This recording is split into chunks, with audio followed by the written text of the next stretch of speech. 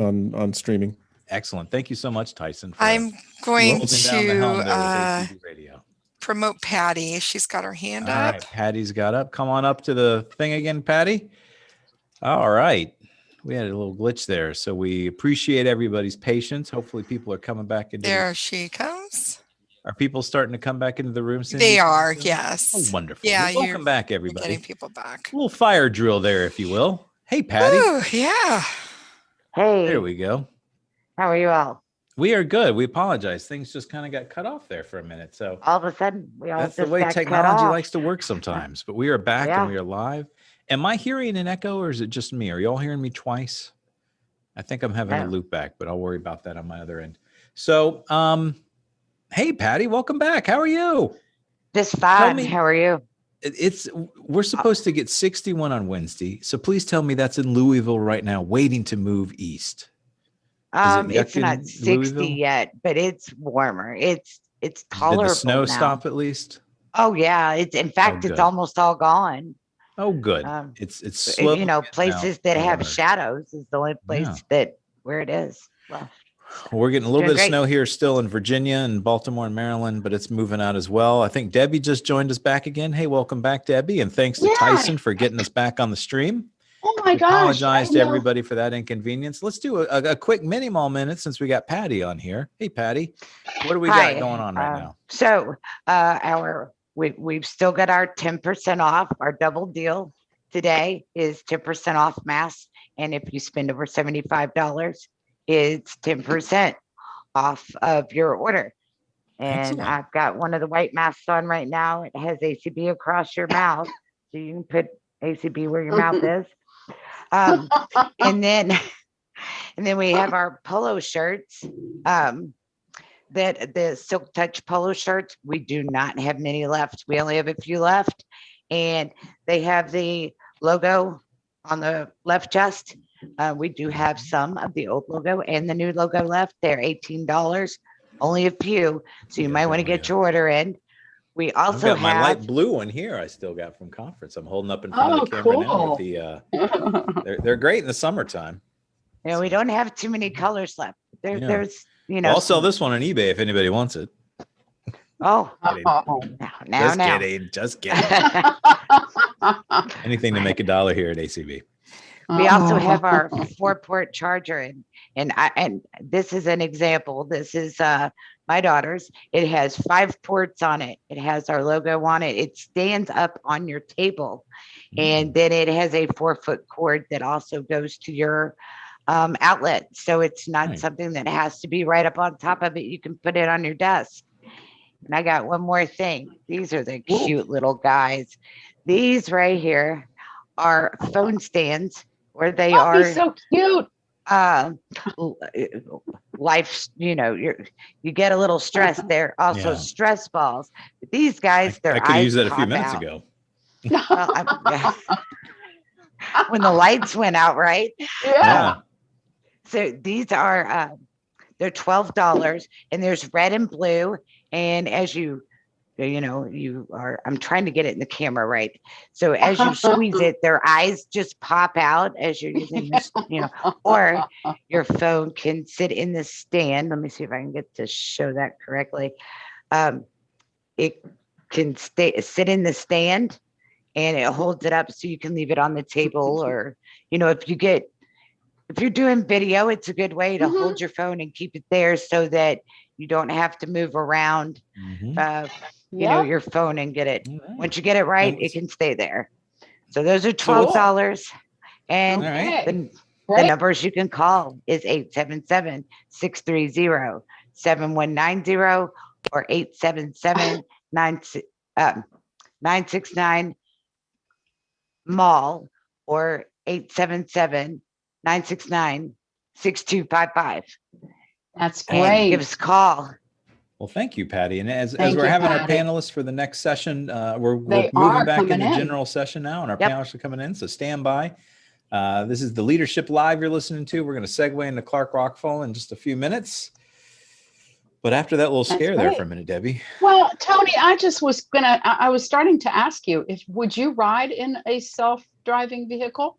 Oh, of course I would. I am feeling much safer. And I mean, Yeah. you're asking someone who's been hit by 5 people in my life. I've been hit 5 times by cars, 2 where I've been thrown over hoods. So, oh no, how awful. and to the curb. So I am all in favor of, me too, of something that's not a person trying to text and drive at the same time. I am not a fan of distracted drivers. And, I worked a lot when I was doing advocacy before in that space, the autonomous vehicle space. And it was, it's exciting to think what they're able to do. And when you look at the data about how many hours they've already been testing these cars compared to, regular cars on the street, I'm not afraid of them at all. I'm excited. No, me too. And I want one. I don't want to just use one or find one. I want my own. Oh, someday. Yeah, someday. I can't say more of that or else we'll have to pay royalties. So just real quick, I want to make an MMS plug if we can, because we're still doing the drawing for a free television for those that are signing up for our monthly. A little bit can go a long way. So if you give $10 or more through MMS, and that's our monthly monetary support program. So we're very thankful for everybody that's been signing up during this conference.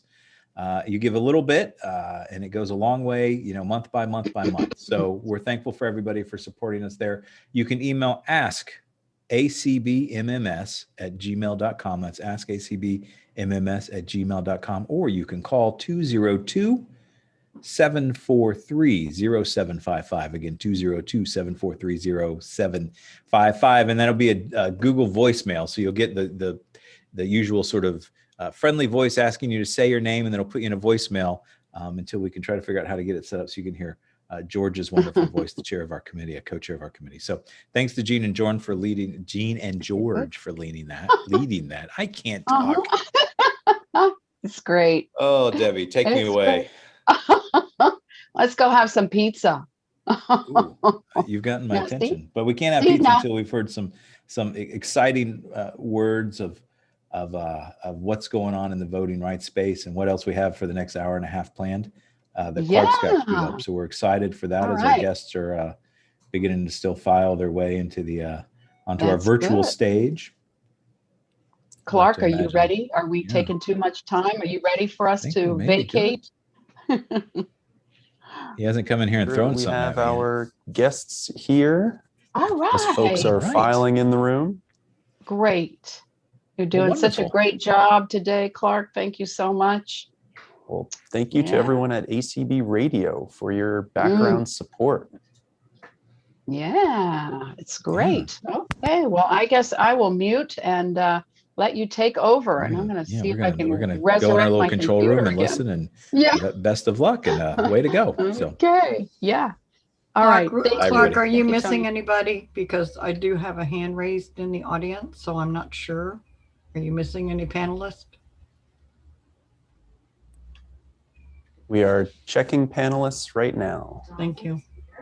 All right, we have Donald Palmer. Let's see. Who's the next person? Lisa Sure. Is she here? Not seeing Lisa. Need Lisa Sure and Douglas Cruza. Not see Douglas.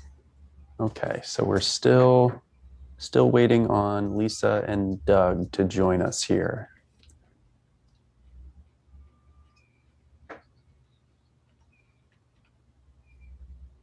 And whoever is host, if you could make Sheila a co-host, please.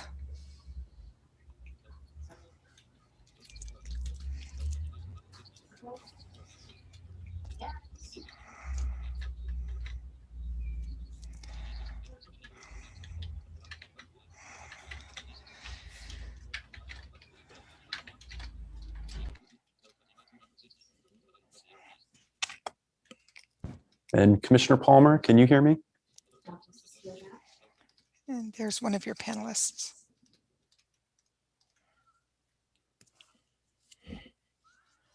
I can hear you, yes. Great, welcome. And I think we just had Doug Cruza join as well. Okay, and is Lisa on as well? We are on, yes. Okay, great. So it sounds like we're good to go. Thank you, Kelly. So hello, everyone, and welcome to the closing general session of ACB's virtual 2021 legislative seminar. Welcome back to the general session after our breakout tracks on transportation with fascinating presentations from the Department of Transportation, our airline industry panel, and then the fascinating conversation that Ron Brooks moderated with the autonomous vehicle industry. And then over on live stream in breakout B, the panels on education, rehab, and services for older Americans, moderated by Debbie Grubb, Doug Powell, and Jeff Tom. Thank you all for your support in continuing these policy conversations and really driving the ball forward. For our final general session of the day, we decided to bring everyone back together in one place for a conversation near and dear to all of our hearts, and really building off of the advocacy work that every ACB member and every ACB affiliate did in 2020, and for many years before that as well, but especially highlighted and made it more important than ever during the pandemic this past year. We're joined today by Vice Chair of the U.S. Election Assistance Commission, Commissioner Donald Palmer. And Commissioner Palmer has previously served as the Director of Elections for the state of Florida, as well as a Secretary on the Board of Elections for the state of Virginia. Commissioner Palmer, welcome. Welcome. Thank you for having me. Thank you so much for joining us here today. I will turn it over to you to share with our members and our audience about the Election Assistance Commission and to launch into some of the exciting things and the recent research data that you all have gathered. Sure, thanks. I'd like to thank the American Council of the Blind for organizing this discussion, and thank you, Clark, for the introduction. I know through your history, the ACB has worked diligently to promote equality of opportunity for blind and visually impaired people. And this includes the right to a private and independent vote. I'd like to recognize your recent efforts advocating for the accessible electronic ballot delivery systems in the 2020 election. This work empowered voters who are blind and visually impaired, not only in the fall, but I'm sure will be in elections for years to come. There's been a dramatic increase in the utilization of electronic ballot delivery over the past year, and we look forward to a discussion on this innovative voting technology, on how the EAC may be involved in future voting system component testing and non-voting system testing. Around this time last year, the EAC had hosted the Elections Disability Accessibility and a Security Forum, and the ACB was an important part of that event. Although we're not able to meet in person, we're equally excited this year to discuss the accessibility of the 2020 elections and how election officials and voters plan for the pandemic, which we all have been overcoming. This week, the EAC released the Disability and Voting Accessibility in the 2020 Election Study. Rutgers University did a great job with this project, and we're very pleased that they are joining the meeting today to review those results and highlight some of their important findings. Before we get to the study, I'd like to highlight some of the background of the EAC and how we're committed to accessibility issues. As you know, EAC was established by the 2002 Help America Vote Act, and we are an independent, nonpartisan commission committed to protecting the right to an independent private vote. As I mentioned in HAVA, I'd like to cite some of the language that's in that statute because it explicitly codifies the right of voters for voters with disabilities. Talks about the voting system shall be accessible for individuals with disabilities, including non-visual accessibility for the blind and visually impaired in a manner that provides the same opportunity for access and participation, including privacy and independence, as for other voters, end quote. And so since the passage of HAVA, election officials have worked across the country to implement the promise of that statute for a private and independent vote.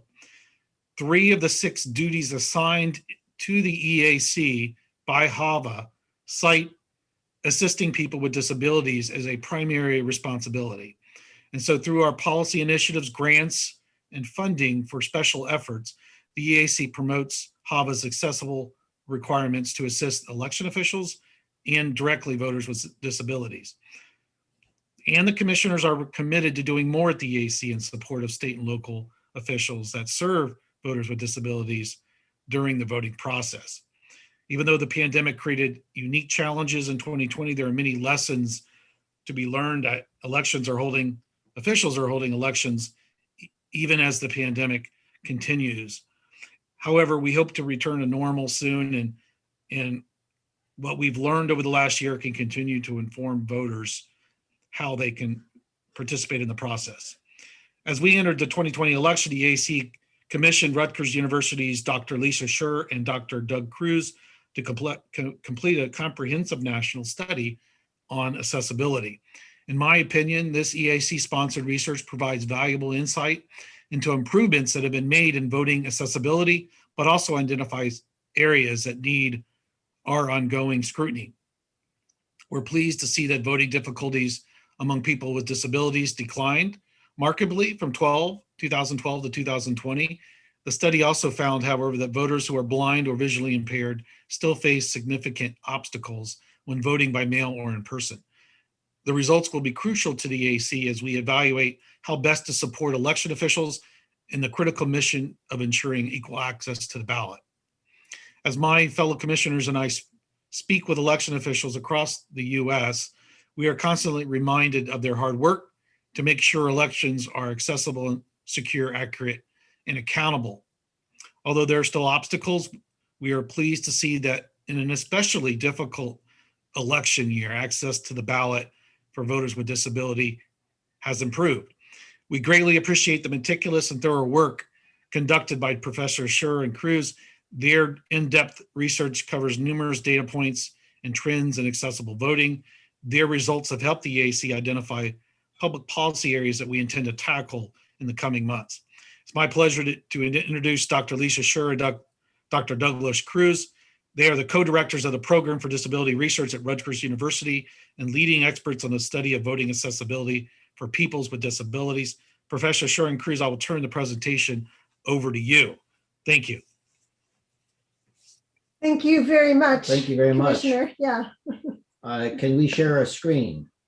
It looks like we can. Let's see. Bigger. And all this is Clark. The data that Douglas and Lisa are going to share has been added to the ACB event website, along with the agenda in a Word document as well for your reference. Great. So we're going to do a little bit of a tag team presentation. I'm going to start and then turn it over to Doug. So the questions we were looking at are, what were the voting experiences of people with disabilities in the 2020 elections, and especially those with vision impairments? How did these compare to the experiences of voters without disabilities? Has there been progress in voting accessibility since 2012? And how did the COVID pandemic affect voting experiences? So to answer these and other questions, the EAC asked Rutgers University to design and coordinate a national survey of voting eligible citizens with and without disabilities following the 2020 elections. The national sample that we came up with is based on randomly selected citizens eligible to vote in the 2020 elections. The survey was designed to update and expand on a 2012 post-election survey that we worked on that was also funded by the EAC. Both surveys were conducted by SSRS, which is a well-respected survey polling company, and it's a member of the American Association of Public Opinion Research. The disability measures we used were based on 6 question set used by the Census Bureau, plus a 7th broad question to capture other types of disability. We ended up with a total sample size of everyone, all the participants, of 2,569 people. The people with disabilities made up 1,782. In that disability sample, 12% have vision impairments and 1.4% are totally blind. The non-disability sample is made up of 787 people. The citizens with disabilities were oversampled so that we could get a large enough sample for reliable estimates, and so that we could do breakdowns by different types of disability and also by demographics. The total sample is more than twice the size of typical national phone surveys of 1,000 people. So the results we came up with should generalize well to disability and non-disability populations. The full report has 32 detailed statistical tables, and we're not going to go into all of these here. The following slides highlight some of the key results we found with a focus on people with vision impairments. So among people with vision impairments, voter turnout was 11.6% lower than for people without disabilities of the same age. Very roughly, there were probably about 2 million voters with vision impairments in 2020, but we will have a better estimate in April when we get the full census data on turnout. Close to half, 52% of voters used mail ballots in 2020, and that was similar to other people with disabilities. And 1/3 of male voters, the people who use mail-in voting, 35%, and in-person voters, 31%, either had difficulties or needed assistance in voting. Looking at age and vision impairment, people 65 or older were 42% of people with disabilities and 51% of people with vision impairments. Among people with vision impairments who were 65 or older, 52% voted by mail, 39% had difficulties or needed assistance voting by mail, and 35% had difficulties or needed assistance voting in a polling place. Among all people with disabilities, voter turnout was 7% lower than for people without disabilities of the same age. And this points towards a continuing disability gap in voter turnout that we found in past elections. But, and this is a big caveat, the disability gap may have narrowed in 2020. And again, we will have better sense of this when we receive the Census Bureau's voting and registration supplement data set, which will be released in April. So voting difficulty, here's the good news. Voting difficulties among all people with disabilities declined markedly from 2012 to 2020, from 26% to 11%. However, about 1 in 9 voters with disabilities reported difficulties voting in 2020, and this is double the rate of people without disabilities.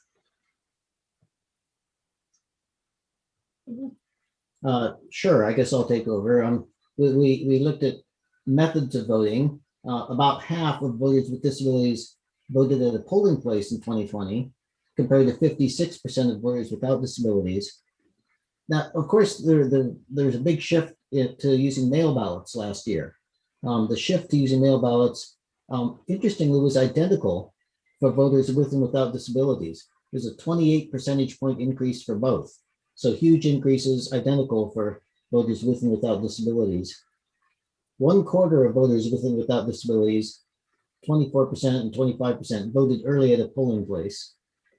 And interestingly, close to 3/4 of voters with disabilities voted with a mail ballot or early in person in 2020, meaning that only 1/4 voted on election day in a polling place. That 3/4 number represents a significant increase from 2012, and it's higher than the 2/3 of non-disabled voters who did so in 2020. We asked about a variety of difficulties that people may have faced voting both in person and with a mail ballot. Among people with disabilities who voted in person in 2020, 18% reported difficulties compared to 10% of people without disabilities. The disability number is down from 30% in 2012, so there's improvement within polling places. The difficulties were most common among people with vision impairments. 24% had difficulties voting in a polling place, and cognitive impairments, 30%. So as both Don and Lisa said, there's been improvement, which is good news. Our polling place is actually more accessible in 2020.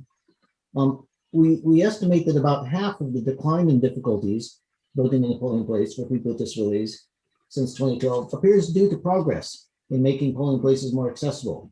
And that's a great testament to election officials, the EAC, disability organizations, everyone who's been trying to make polling places more accessible. The biggest declines in difficulty were in difficulty reading or seeing the ballot, which of course is a big problem for a lot of people with vision impairments, and in difficulty understanding how to vote or use the voting equipment. Those are the biggest declines. There were also some possible declines in difficulty in finding or getting to the polling place and waiting in line, but those declines were within the survey's margin of error. The other half of the overall decline, as I said, about half the decline seems to be due to real progress. The other half of the overall decline is tied to a change in composition of polling place voters, as those who expected the most difficulties switched to mail ballots.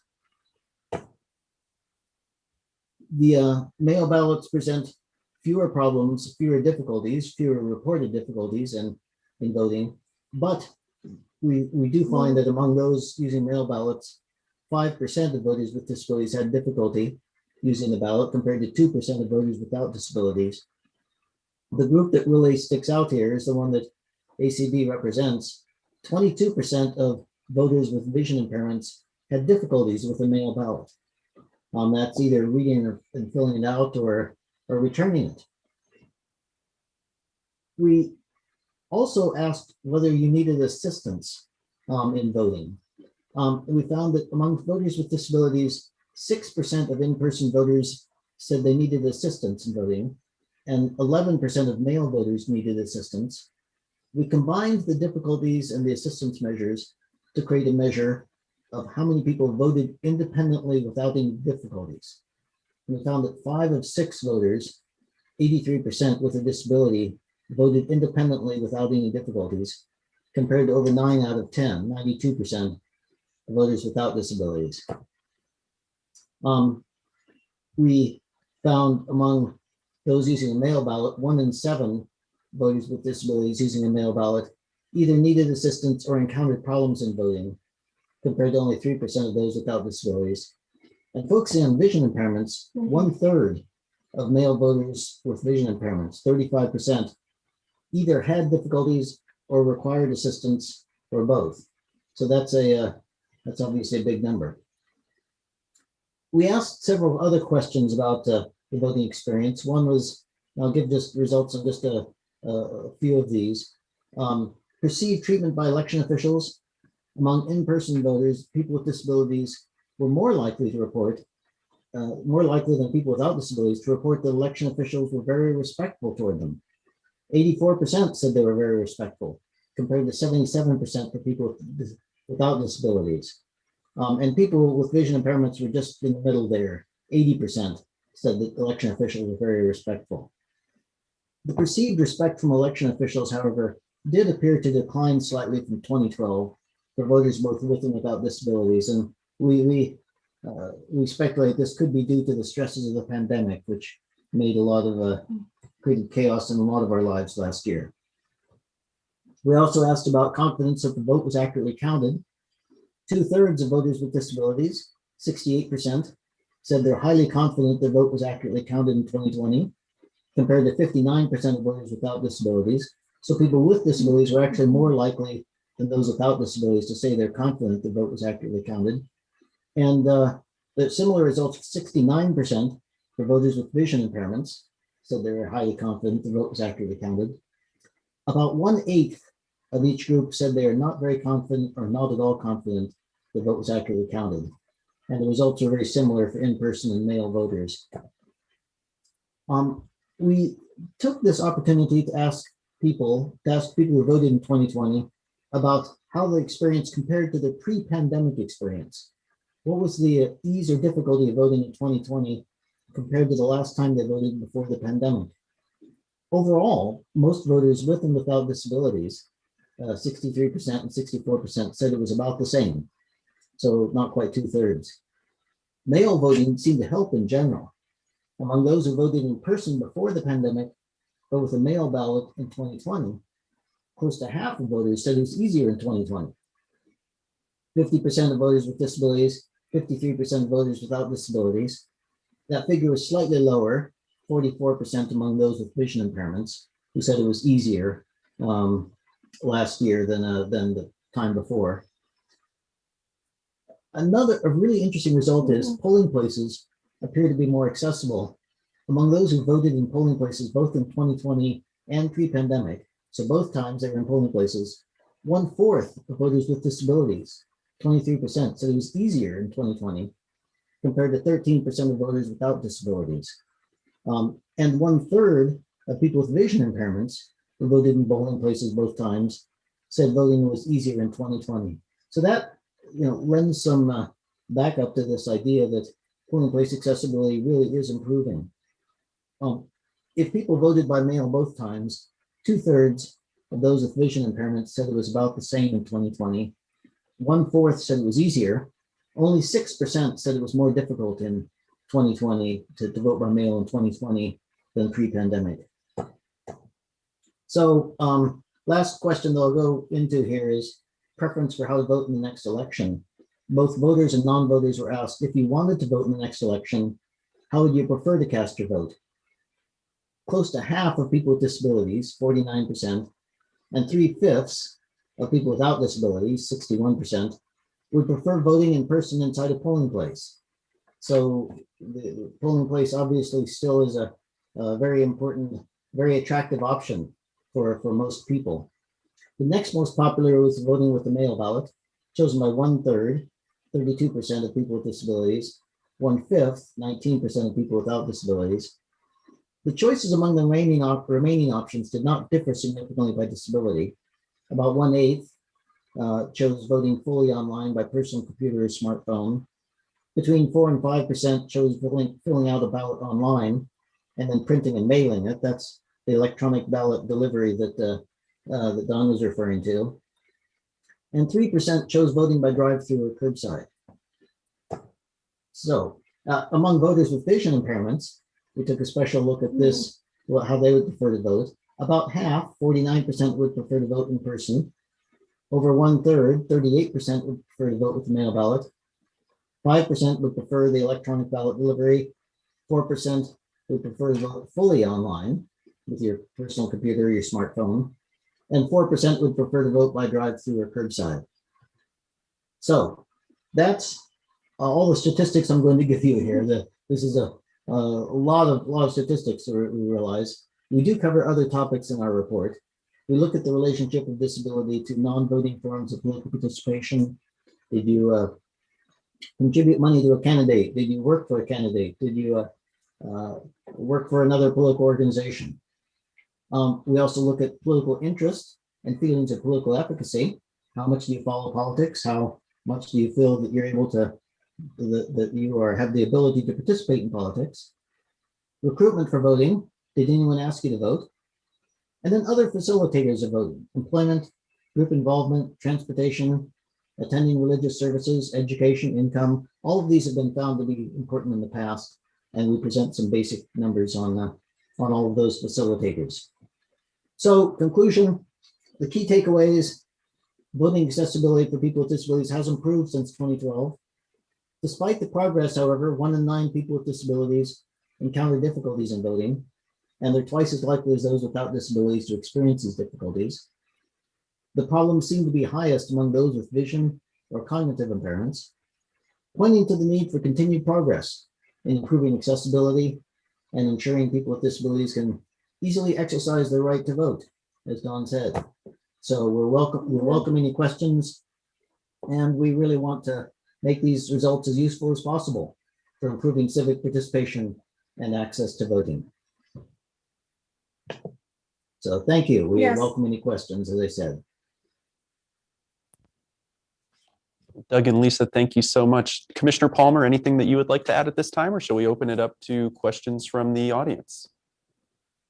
Well, I'll just real briefly, I take a lot of, when I went through the report, I think I looked at all the positive things as a former election official who worked with local election officials to really try to train folks and poll workers to make the polling places accessible as possible, to ensure that they understood the equipment and make sure they understood how to use it and how they could easily have it ready to go on election day. And then to be sensitive and be sort of friendly to all types of voters, no matter the situation. The fact that, in those three areas, there seemed to be significant progress. I take a lot away from that. I'm very, very pleased. And I think that in itself made me feel very good about 2020. And so those are just three of the things that stood out to me as an election official. Thank you. Thank you. And before we go to Q&A here, Doug and Lisa, one question. You mentioned, roughly 1 in 9 voters with visual disabilities. I'm not a statistician. 1 in 9, that's roughly 12%, 11%? 11%, yeah. And I guess what does that represent in terms of population or total real numbers of voters? Of voters with vision impairments? Mm-hmm. Excuse me. Well, we're estimating that there were about 2 million. And again, this is rough. We're going to issue all these caveats, but we're estimating that there were about 2 million voters with vision impairments last year. As Lisa said, the turnout rate that we estimate is that they were about 11 percentage points less likely to vote than people without vision impairments of the same age, which means that there's a real gap there. I'm not going to pin myself down to a specific number, but there's at least several 100,000. That gap represents several 100,000 people with vision impairments who, if they voted, that would bring the rate up to the rate for people without disabilities. Again, we'll have this information in April when we get the census data, that we can really give you exactly what turnout was like among people with vision impairments. Great, thank you. And now I'll ask our Zoom host to recognize any hands that are raised for Q&A. Yes, Alice, you may unmute.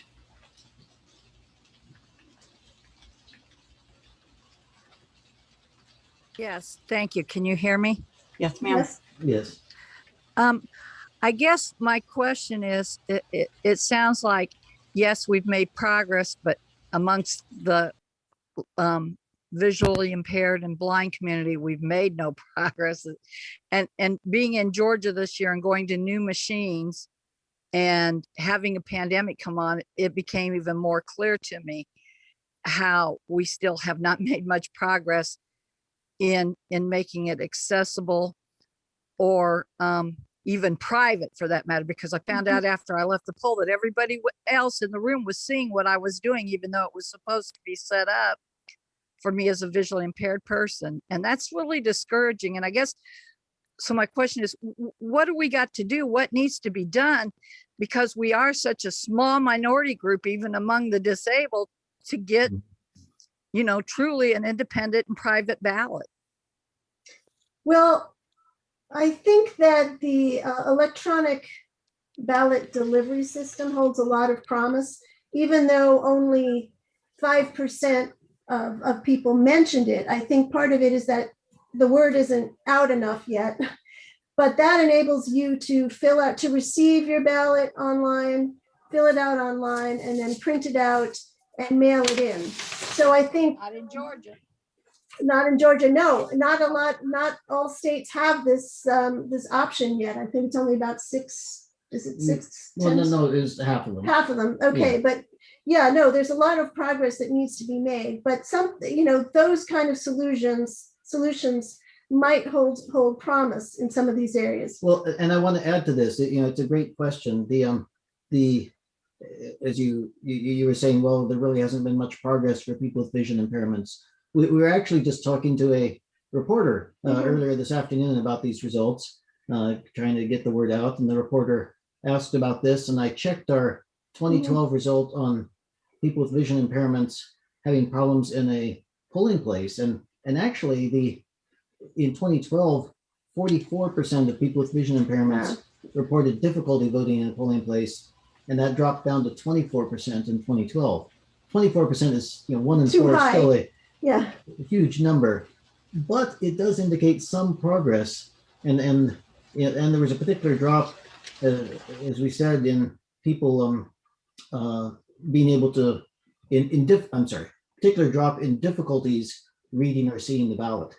So I think ballots are more easily able to be seen by people with vision impairments. So I'm not trying to be Pollyannish. There's still big problems here, but we do have several things pointing toward improvements, even among people with vision impairments. Mitchell, you may. Hello.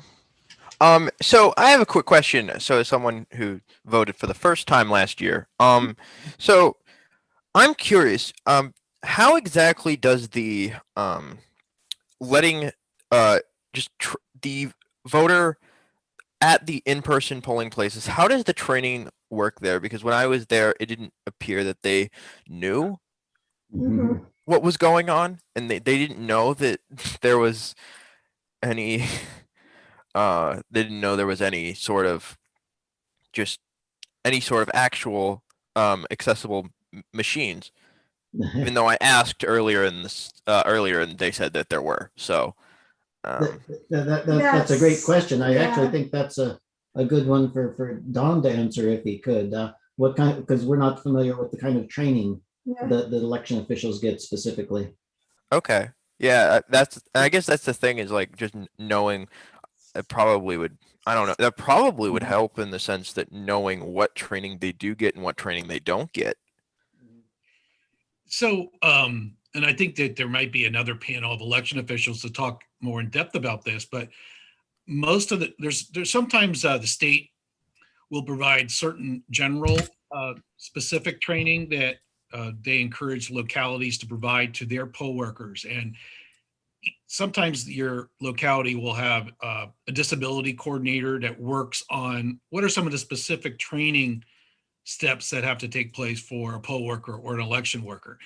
So those poll workers are sometimes experienced, sometimes they're not. Sometimes there'll be online training, sometimes it'll be in-person training. There's a whole wealth of issues that they have to become acquainted with or oriented to. This is why I reading the report and the study, there is some positive that we can take from it, but I think this is what you describe is sometimes the experience that we hear about as election officials is that there wasn't an awareness of the voting equipment, or they're not particularly trained to deal with a voter with a disability that comes in the door. But that is the goal of most of our local election officials, to make sure that the polling place is ready, that the poll workers are trained, and that there is somebody experienced and the voting equipment is ready to be used. And when they interact with voters with disabilities, it's in a respectful, intelligent manner, and that they're not scrambling to try to figure out what to do. So that is generally what these folks are trained in. But of course, we're talking about 8,000 plus jurisdictions across the country. Different people are training them. But my goal at the AC is if there's ways that we could focus on these issues, like how do we make sure, what are some best practices to ensure a private experience for a voter with a disability?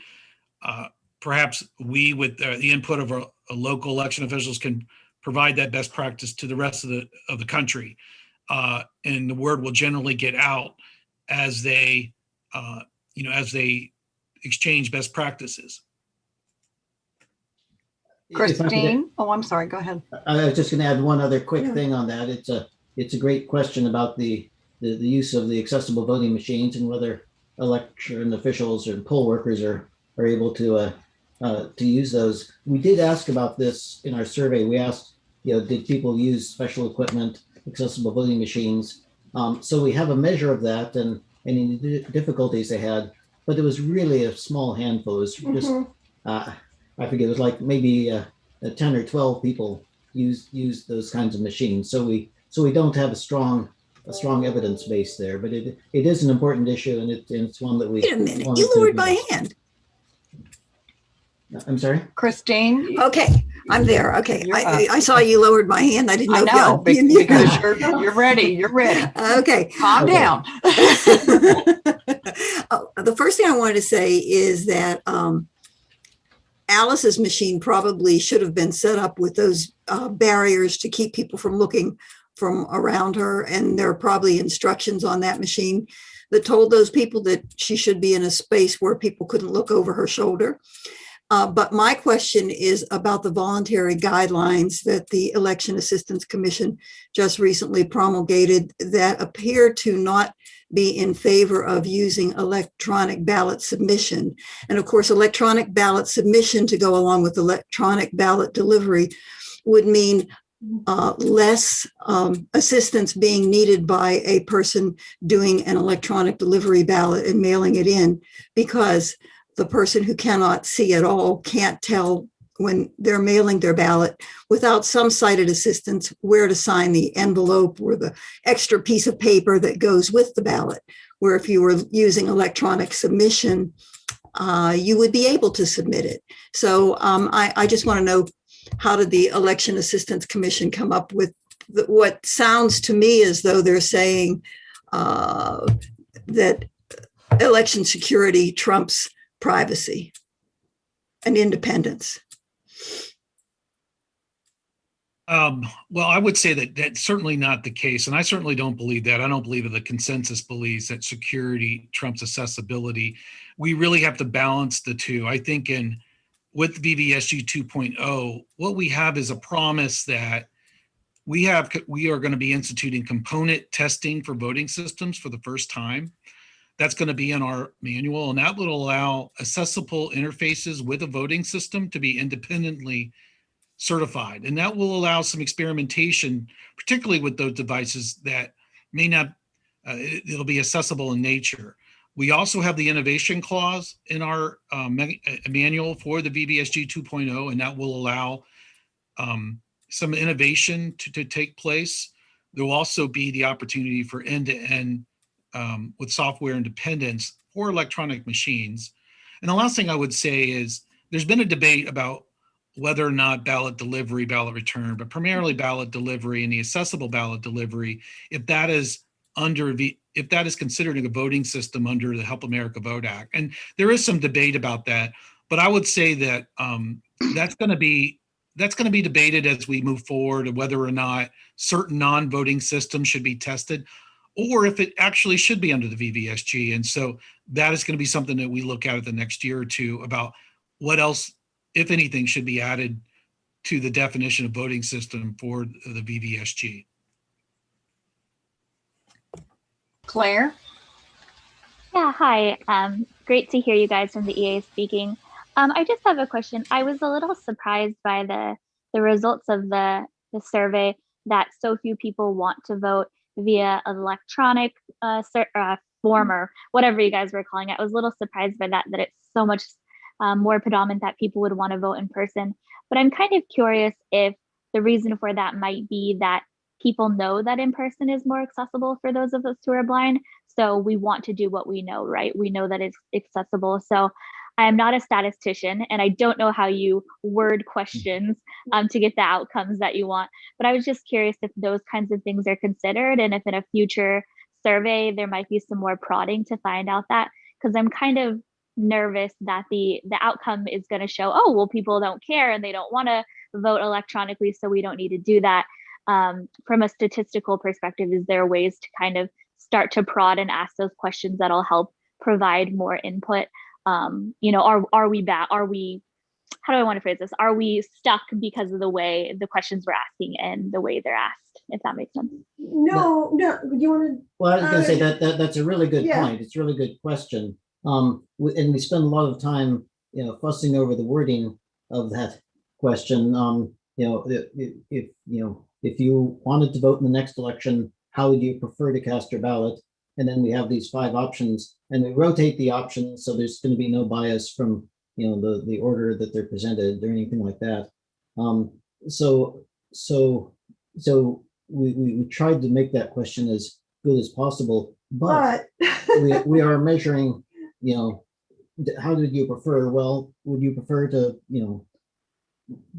fill out your ballot online and print it out and mail it?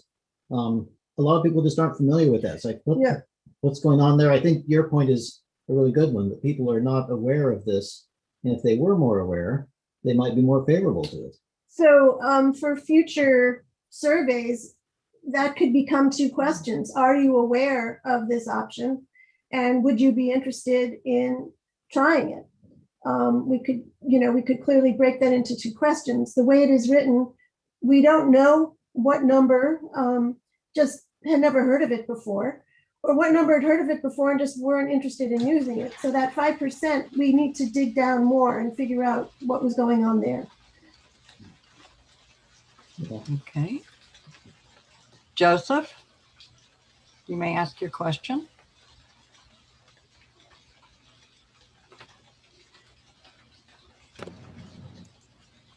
Joseph? Hello. I hope you can hear me. Yes. I hope that you've got a high enough response compared to the number of blind people that are actually in the country. I'm delightfully surprised that this would be covered in the census. I really worry about the level of participation that there isn't. I've lived in 3 or 4 different counties, and whenever I go to blind associations, to various groups that they have, the vast majority of people attending will tell me that they prefer using an absentee ballot. And when I bring up the accessible voting, they feel like I'm hitting them over the head with a wet noodle. And so I hope I can do something more effective to get those numbers up. And the second area of concern is we theoretically, we're trying to get a machine that will meet the needs of people who have technical skills and people who don't. And I hope that we're not reaching a point that we're getting machines that don't really satisfy the needs of either group. And I think those are really good points. And actually my preference, and this, just speaking for myself, would be to develop some kind of technology that's universal, where everyone votes in the same way, and it can be used by people with vision impairments. That's kind of the general principle, the principle of universal design in a lot of areas of life now. Technology should be designed to be universally used, so there's different people aren't using different technologies. So that's that's an aspiration, that some technologies should be developed to allow that to happen. But I think your point is a good one. Well, thank you very much, and I thank you for putting up with all the flack that people that do the work that you do got, with all the controversy about what the results of the elections, presidential elections, should or should not have been.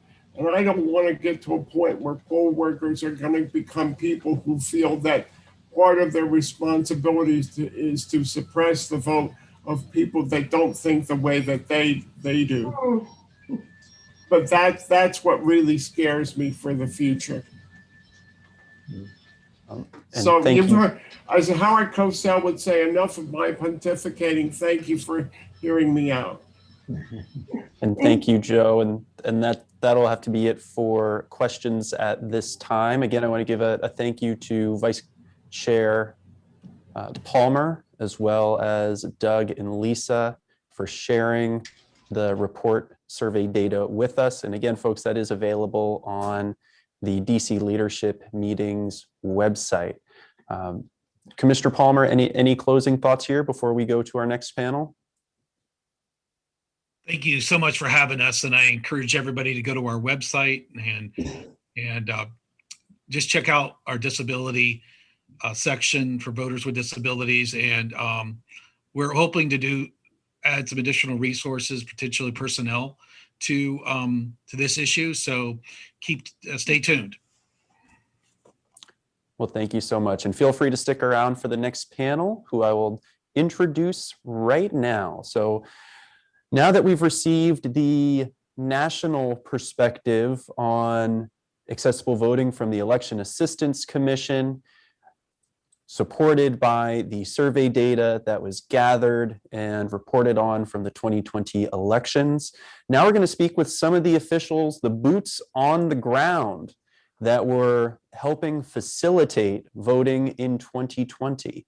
So we have Christine Walker from Jackson County, Oregon, Amelia Powers Gardner from Utah County, Utah, and Lisa Lewis from Volusia County, Florida. And first, I just want to give a big welcome to you three. And first, I'll turn to Lisa Lewis and say welcome. If you could please provide a quick introduction for yourself. Sure. Good evening, everyone, and thank you for having me.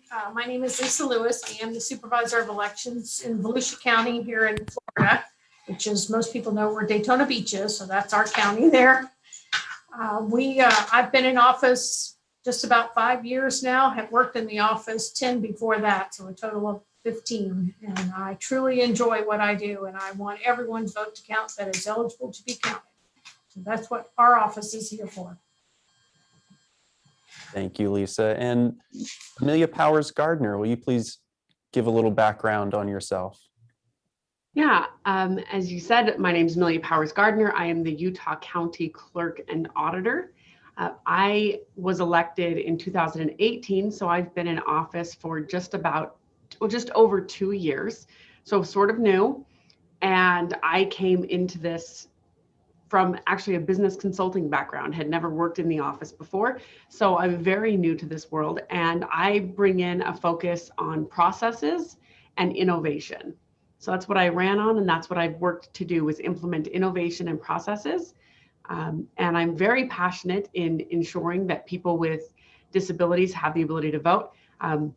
Myself, I was raised by a mother who is disabled and is vision impaired. And so I was the first in the country to allow a domestic population, i.e. those with disabilities, to vote utilizing a mobile device. And I'm very proud of that because it enabled people like my mom to be able to vote independently. Thank you, Amelia. And Amelia, it was almost a year ago that you and I were on an EAC panel together before last year's ACB legislative seminar. So good to be on a panel with you again. Thank you. And Chris Walker, welcome. Thank you. Thanks for having me. Chris Walker. I have been born and raised here in Jackson County, Oregon, beautiful Jackson County, Oregon. We're in the very southern part of the state, so don't confuse us with the Portland area. There are lots of rural communities around Oregon. And one thing, if you've never been here, we have a very beautiful state. If you love the nature and the outdoors, this is where you want to be. So I have been elected just 13 years as county clerk since February of 2008. Prior to that, served for 13 years under our previous county clerk. So I've been with county government for about 26 years, starting from the ground up, hired to the entry-level position, and eventually worked my way up to my current position. So really proud of that. I come from a long line of people that have given their heart and soul to community service. My uncle served as a county commissioner for years. My great-grandfather was elected in 1912 as sheriff, and subsequently in 1913, he was shot and killed in the line of duty here in Jackson County. But again, through that sadness, community service has been a large part of our family. I'm also committed to making sure that all voters have accessible options. And the keyword here is options. And I think as an elections administrator, we want to provide as many options as we can, not only for our disability community, but for all of our voting population concerning elections and other government functions. So really happy to be a part of this panel and excited to be here. Thank you. Thank you. And I'm going to go a little bit out of order here, just because we had the panel from the EAC and the data shared by Doug and Lisa. I'm curious, and Chris, I guess I'll just start with you. I'm curious if you have any comments or any main takeaways from the previous panel that we just had on the survey data from 2020. Survey data is always good for us, and we surely look at that. It helps us create policy. It helps us at the legislative level be able to look at new solutions. But let's face it, when your feet on the ground, although some of those solutions might sound great in theory, when you're practicing those, it is a whole different world.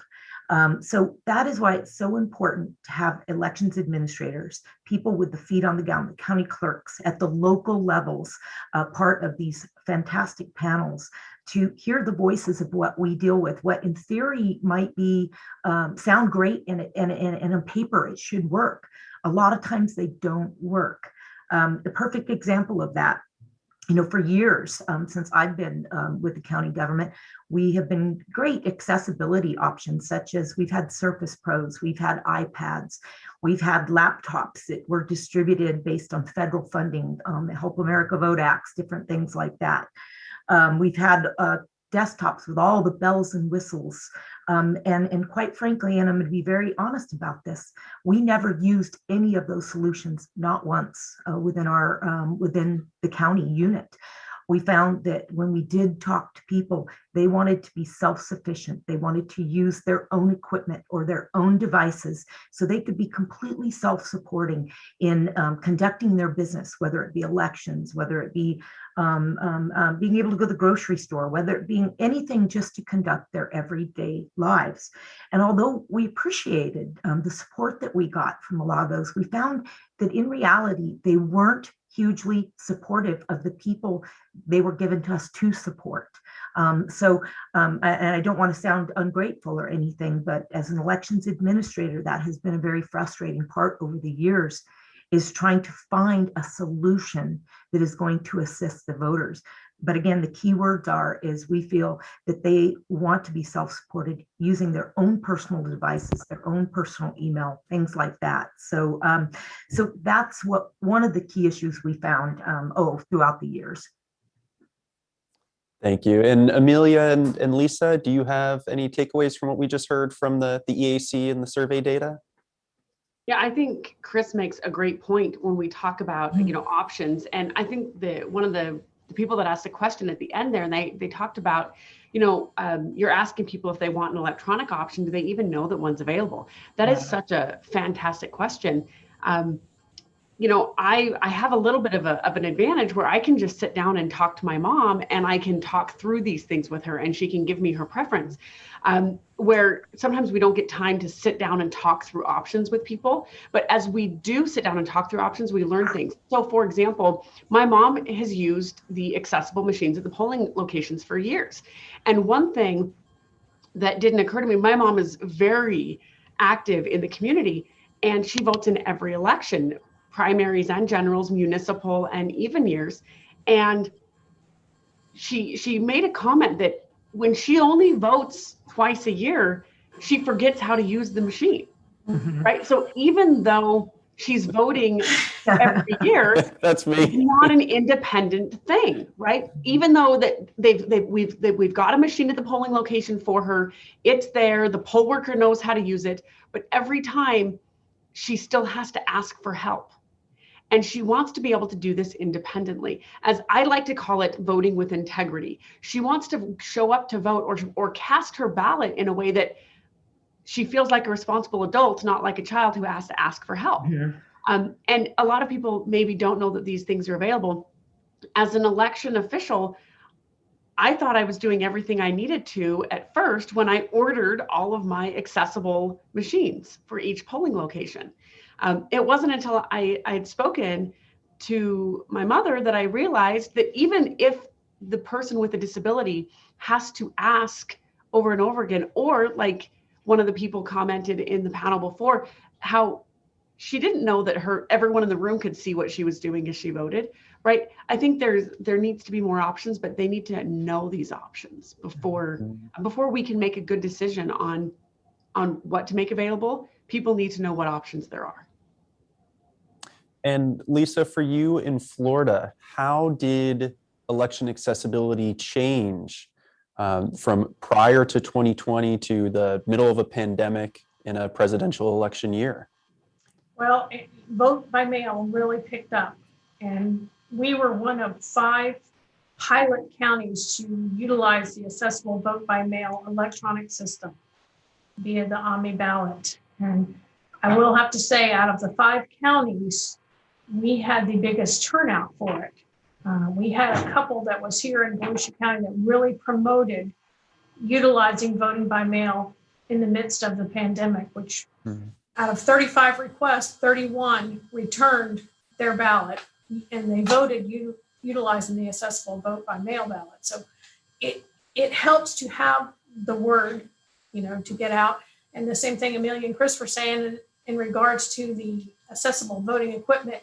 When you go in person, in the same vein that the voter is only there every other year, perhaps, to utilize that equipment, it's the same with most of the poll workers too. They have 2 years that they are getting a return on, learning how to use that again. And it is just really teaching them and the poll worker to be patient with the voter, and the voter in the same vein to be patient with that poll worker, because not very many people utilize it. So to them, it is a little scary because it's electronic also.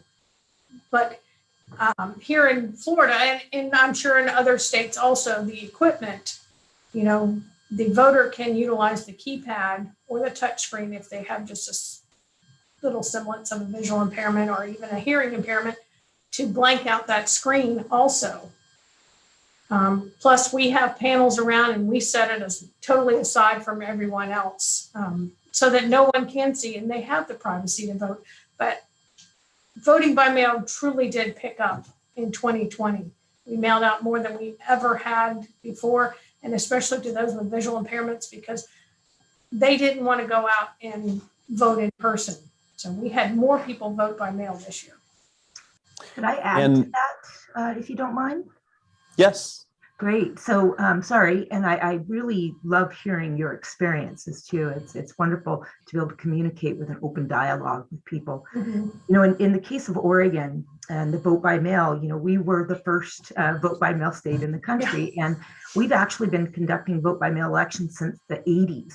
Of course, 1998 for federal elections is when our electorate voted to make vote by mail the sole way to vote in the state of Oregon.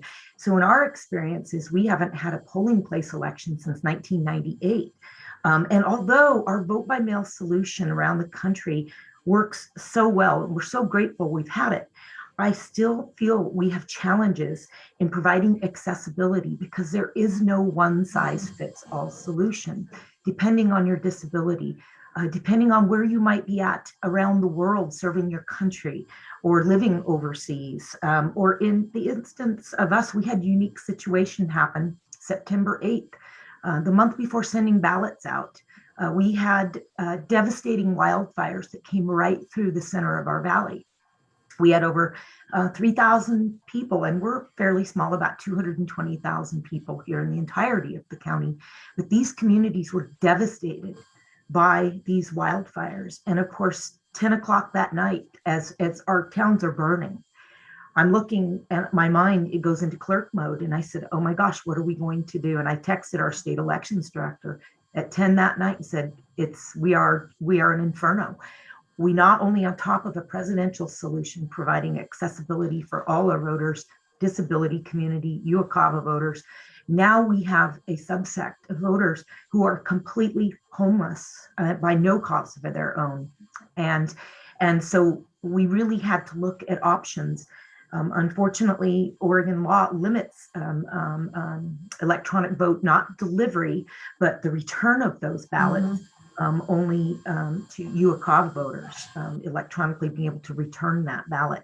But we would have loved to have been able to roll that out, not only to our disability community with like we experienced a Democracy Live Omni ballot. We did that for one pilot, and then we did 2 pilots with the Votes app. We would have loved to have been able to provide those options to multiple subsets of voters who had unique and challenging situations. So I loved the conversation on this. Yeah, I just want to echo that as well. Similarly, on June 28th, we had a wildfire, and I had half of one of my cities completely evacuated. And that city only had 30% of their ballots returned. We were 2 days away from a primary election. We we're also a vote by mail county. And I didn't have enough paper on site to be able to reprint ballots for these people if they came to a polling location. So we are primarily vote by mail, but we also do a polling location. And I literally didn't have enough paper available to print ballots for these individuals. Now, by mercy, they returned to their homes at 6 p.m. Monday night for a Tuesday election. So we ended up being okay, but the contingency is a big thing. But I wanted to further that by saying, one of the first people with a disability that we had vote utilizing a mobile device was a lady at the time. She was 106 years old. Her name is Maxine Gramet. And when we went to Maxine's home with an iPad to have her vote, one of the things that we had to have her do is we had her sign a release form to sign up to utilize the mobile voting for her having a disability. And she wasn't able to hold the pen because of arthritis. She wasn't able to hold the pen. So I just had her make an X and I watched her do it. So I said, okay, I can verify that that's your signature because I watched you make the X. But that was a big eye opener for me to recognize that not everybody's disability is equal. And a vote by mail ballot may not help a person who's visually impaired.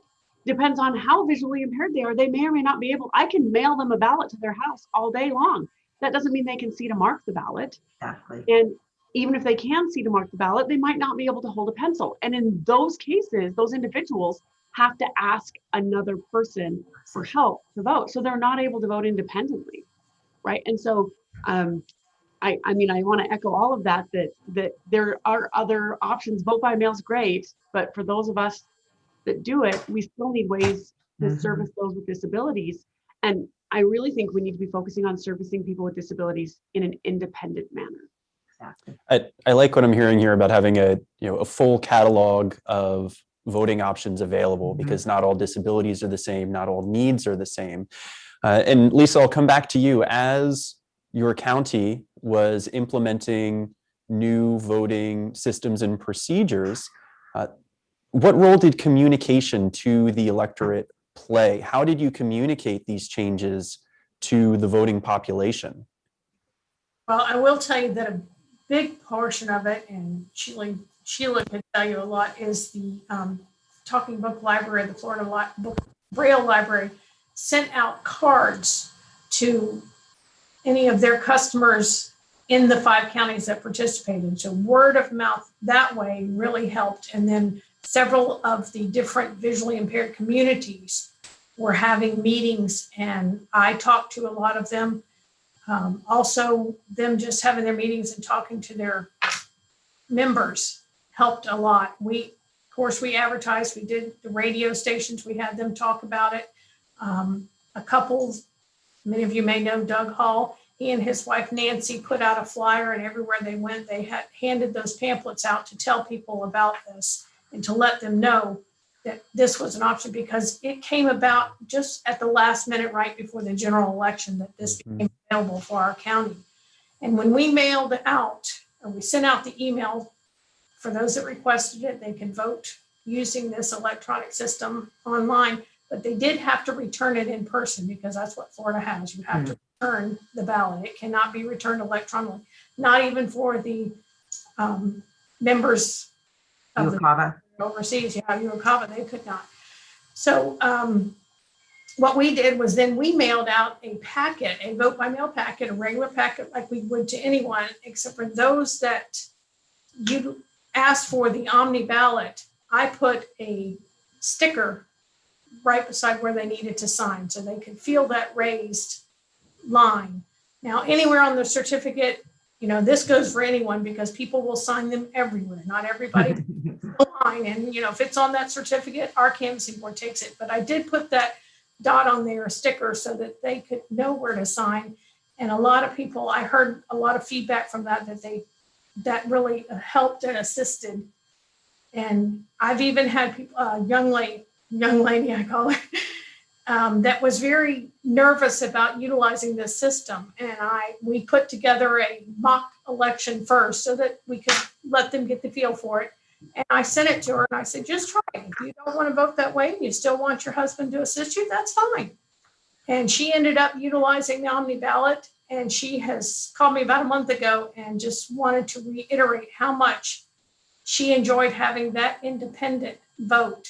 And it was strictly hers, that no one else had to see how she voted. She did it all on her own and mailed it back into us. So it does give them that independence. And even though they can't return electronically, they did have a way of returning it and no one else needed to see it. They printed it off, put it in that envelope themselves, sealed it, and signed on that dot.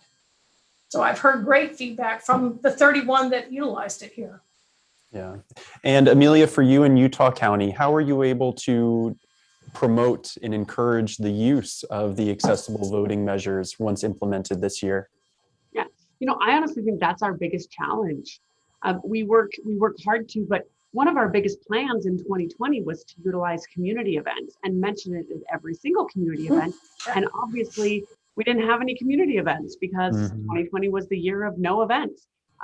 So we worked really hard to make sure that on every piece of mail we send out, whether it's a signature verifier or a party affiliation post letter or whatever, we always try to put on there something on, if you know somebody with a disability, refer them to our website for their options. And our website has it prominently displayed. Every piece of mail we send out has it prominently displayed. The ballots that we send out to every voter has it prominently displayed. But I really think that that's our biggest challenge. And I would like us to continue to improve that. Any help we can get or any ideas we can get from communities of people with disabilities that can use that help, I would love that. We work with the ACLU, we work with the Disability Law Center, but with me it's a little difficult because my media market is it's probably about a 4-county area, but I'm the only one of those 4 counties that gives an electronic option like this for people with disabilities. And so it's difficult for me to do like a radio ad because then that radio ad would go to 4 counties and I'm only one of them. And Chris, if there's anything you'd like to add to that topic, otherwise I'll ask you a different question before we open it up to audience Q&A. Sure. Well, just to follow up with that, yeah, we all have challenges, and it sounds so familiar. There's always those challenges, and you're looking at ways to mitigate a lot of these situations. And again, I can't help but push the options. We need optional solutions, again, because it's not a one size fits all. One of the biggest challenges we have is with recognizing who our disability voters would be, or who the people who need these optional accessible ballots. Unless somebody contacts us, we really don't have that open list. There's no way to recognize that. And so that's always a challenge. And it's even further challenging because in our 221,000 person county, we're a smaller county, but we're also larger in Oregon. I have a 2-person full-time staff. So we rely hugely on temporary election workers to do a lot of our jobs for us. Now, we're fortunate we don't have those polling places to staff, but we do have people on site. Our biggest challenge is they like us to establish accessibility teams. But quite frankly, when you provide, again, you have a person that comes in once or twice a year or for different elections, they don't have the knowledge and the ability to go out and answer all those questions, provide those services when they're only doing it every so often. And given the challenge of the pandemic, we also have the issues of keeping people healthy. And so that has probably been one of our bigger challenges, is providing those services. So if somebody does go out, it's usually myself to assist someone. And as you know, during an election, we are just swamped with the task of conducting an election. So these are real challenges, and they're real feet on the ground challenges. I hear all of you in your plight. Yeah. So, and at this point, I'm going to save my last two questions for our wrap up at the end. And I'd like to have our host recognize hands from the audience for audience Q&A. Jean, you may ask your question. Jean, go ahead, dear. Oops. Okay, I'm unmuted now. Just a few comments. I'm glad to hear I've been using a ballot marking device, AutoMark, for about 14 years. And I'm glad to hear that I'm not the only one that has to familiarize myself with the machine each year, because I forget too. Luckily, the poll workers know me. It's the same people every year. I have to say that the first year I used it, they helped me put the ballot in and walked away. And I said, so where's the headset? And they said, headset? And they didn't know what I was talking about. So they actually called the Board of Elections to find out where the headset was. So I think what happens that I know that all the places I've gone to, I'm the only one that uses it. So the person who in the last panel said the poll workers didn't know what they were doing. When you're the only one that uses it, you know, they're not used to it. And so they forget too. So it's really too bad that more people don't use it. The comment I wanted to make was, we're talking about accessible voting, and New York State started with the primaries last year to do some electronic voting. And as far as I'm concerned, it's not accessible unless you can do the whole thing electronically, because I don't have a printer. I don't have room for one. So even if I did, when you print the ballot, you don't know for sure how it comes out. You know, your printer might have run out of ink or something and you don't know it. And besides having to sign the envelope, which you guys seem to have figured out that there's ways to do that. But when you send that ballot in, you don't really know if it even printed right. And so if you have to ask somebody to help you with that, there goes your independence. Mm-hmm. So and privacy. I will go to yeah, polls. absolutely. I will go to the polls unless and until I can do the whole thing electronically from start to finish. Thank you, Jean. Any of our panelists? In more rural areas, you have to ask someone to drive you to the polls. As soon as I turned 16, I was driving my mom to the polls. And we got new equipment here in the county, and I ran a mock election. And my 16-year-old niece drove my mom to the mock election so that we could have her try out our accessibility machines. And that's, you know, that's not necessarily independent either. Yeah. I did the same thing when I started, you know, they had a mock election so I could try it out. But I've always been lucky to have somebody that will get me there. So. Yeah. Lisa or Chris, any comments? I would echo what Amelia said. Mm-hmm. Yeah. Yeah, and it is true with again about the, you know, we have people, we have different workers come in every time, and to make them as experienced as the full-time staff workers, it's a huge challenge. And quite frankly, we have very limited resources, and our management team is 2 people. So that really, and not including myself, that just really creates, it's very challenging, let's put it this way. And I think we do a great job at serving our electorate, but there's always things that we can do better. You know, there's another aspect of this that if you only have one person at your polling location who utilizes that accessible machine, or 2, which is not uncommon for an election. I have a very large county. I mean, we have almost 700,000 people that live here, over 300,000 registered active voters.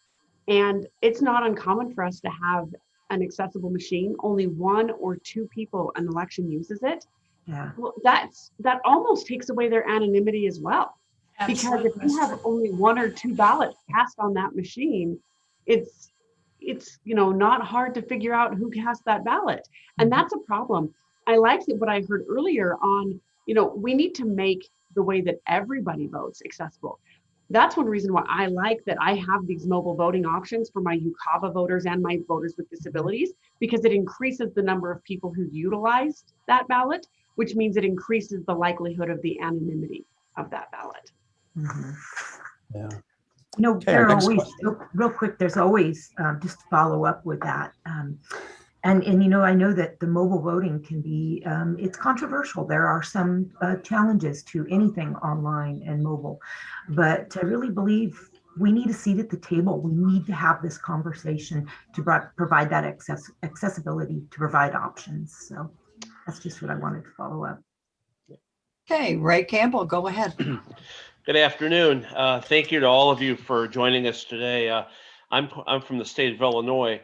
Now, we don't have this issue here, but I would be curious to find out if any of your jurisdictions require photo ID before you cast a ballot, and if so, how that can be done accessibly in an electronic voting system.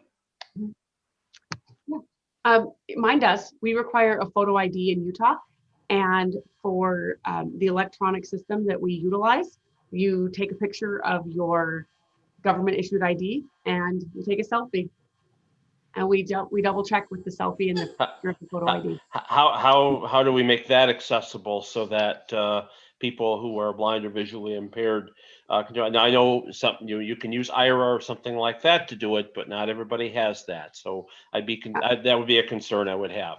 So the key is they're using their own device, and their own device is tailored to them, and they know their device. And so it's not something we've had a problem with, because a person with a disability using their own device, they know how it works, they're familiar with it, and that's one reason why I'm in favor of them utilizing their own device, because it is tailored to them and their uses, and they know it. Yeah, I guess the only thing I would say to that is getting your camera lined up can sometimes be a little bit of a challenge especially if you're totally blind. But we'll leave it here. Thank you. Thanks, Ray. Okay, Molly, you may ask your question. You may unmute. Hi, this is Molly. I'm from Ohio. And one thing I wanted to say is I never thought about the fact that there's only 2 machines in my county. So that does kind of take away from anonymity, but I still really like it. And our machines has a button that you can black the screen out. So I don't know. It seems like we should have machines that are all the same. And I thought 2020 was the best. We have a good Secretary of State accessibility person, and we did a lot of, getting blind people together and giving them their options. But the one thing about voting by mail is, and I don't know if it was just in our county, but there was a lot of if your signatures don't match up, they'll disregard you. And that was a real scare to people who were afraid to go to the ballots. So that was just my 2 comments. So there must be different machines that don't have that option, because we did have that option to black out your vote. So no matter where you were, no one could see who you were voting for. And Molly, this is Clark. I know that for people with visual impairments, especially folks who are experiencing vision loss and whose vision may be changing over time, I know this has certainly happened to me. My signature has changed over time. Right. So what was my signature might not look identical to my signature now.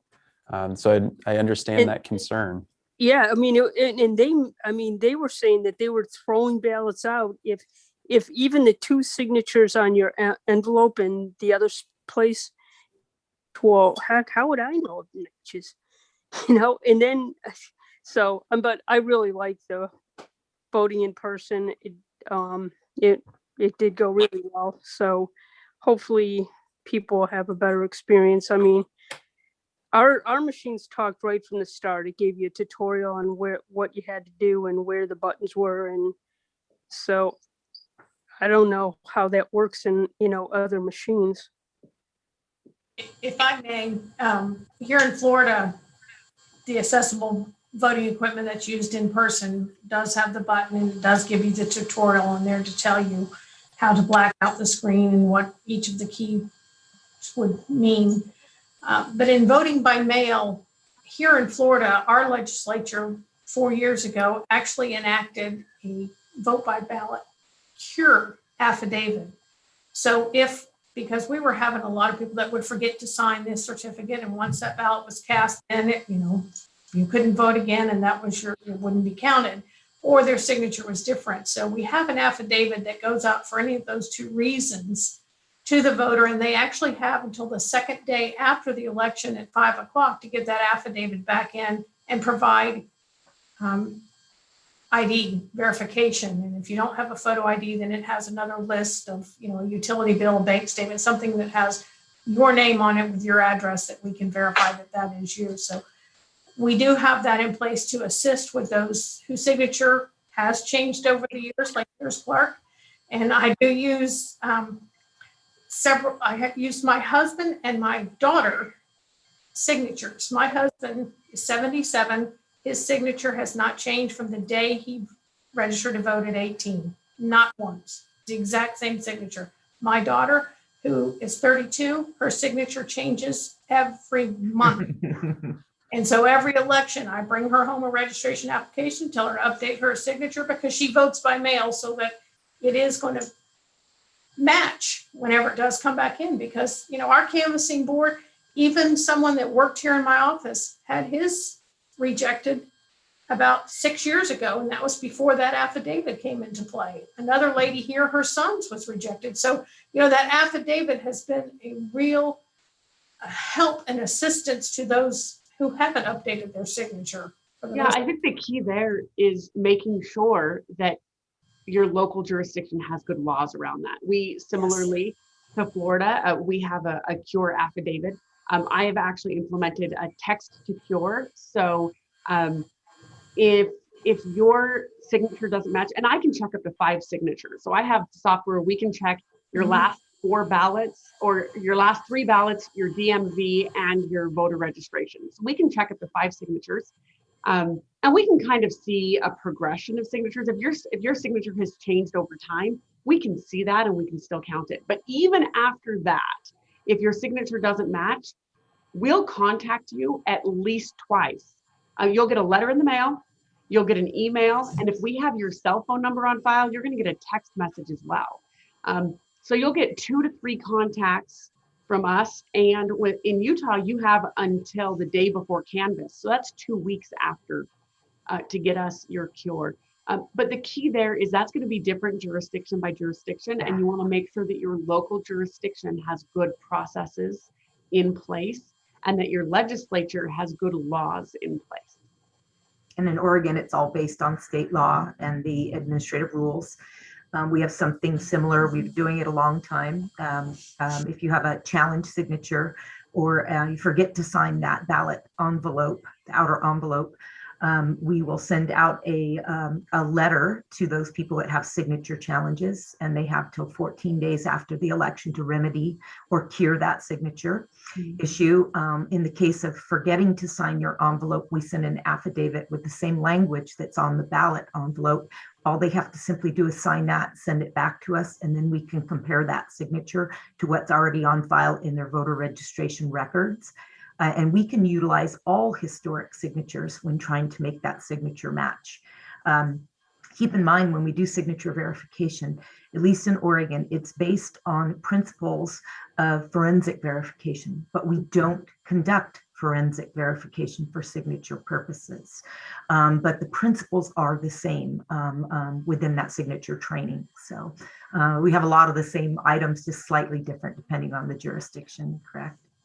All right. And I think with the questions that we're hearing during this period, as well as with the EAC panel as well, a lot of it goes to the paper, right? The wet signature when the paper is printed, has my ballot been printed correctly?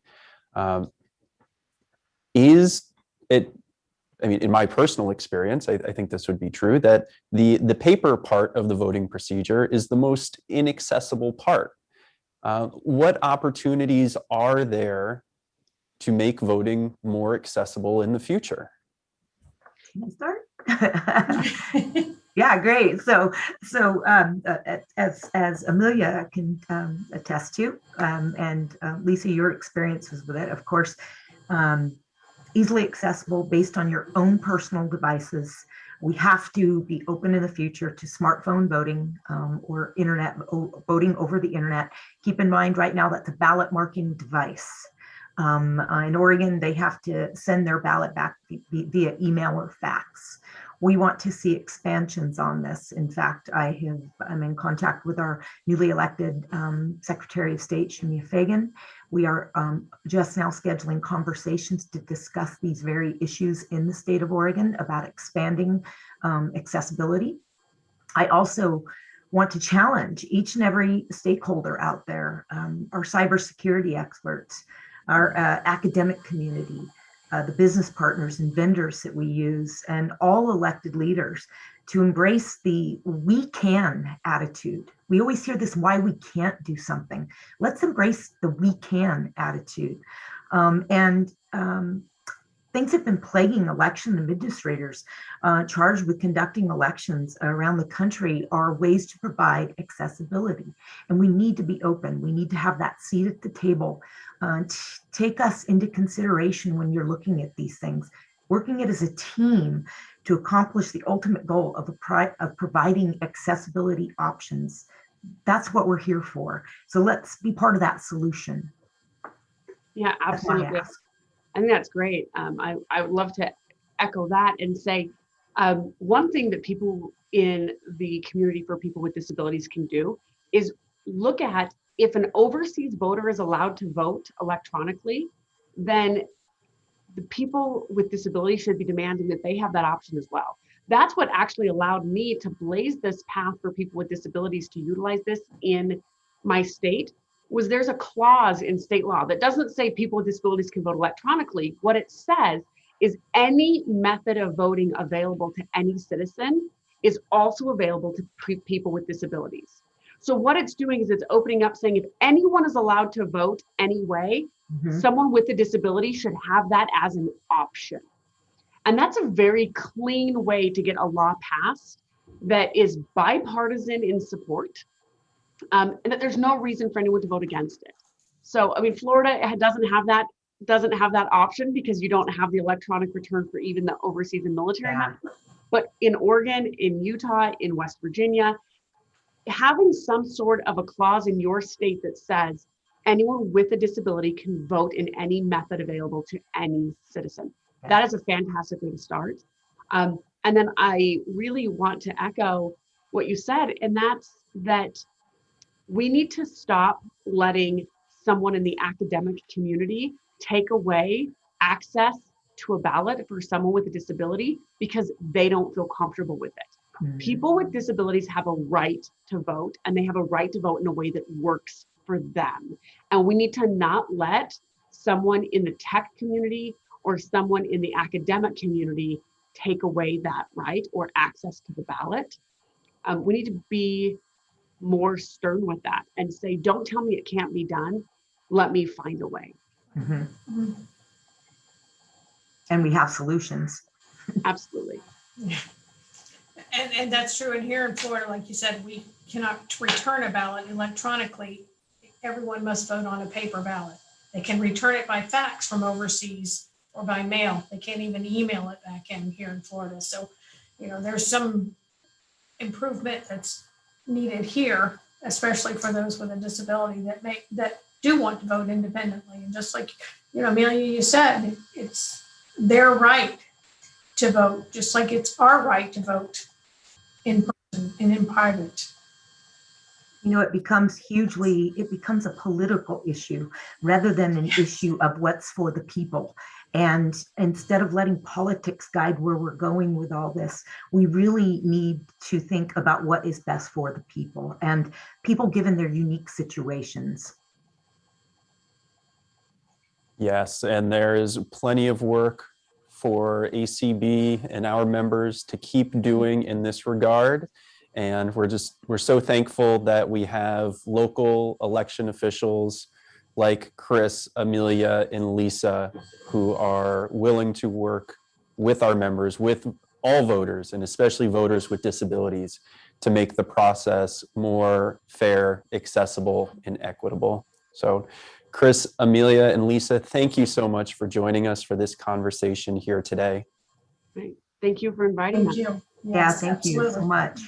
And folks, if you would like to follow up about voting, you can always email us at advocacy@acb.org. If you have questions here on the YouTube or Facebook live streams, you can always add comments there or find us on social media with the hashtag ACBLeadership21. This concludes day one of ACB's legislative seminar. Just again, thank you to all of our panelists and presenters.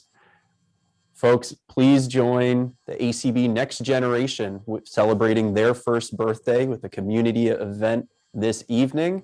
And until our sessions tomorrow, kicking off at noon Eastern with the U.S. Access Board, I'll close like we do all of our advocacy update podcasts. Keep advocating. Thank you. Thank you. Good evening. Thank you.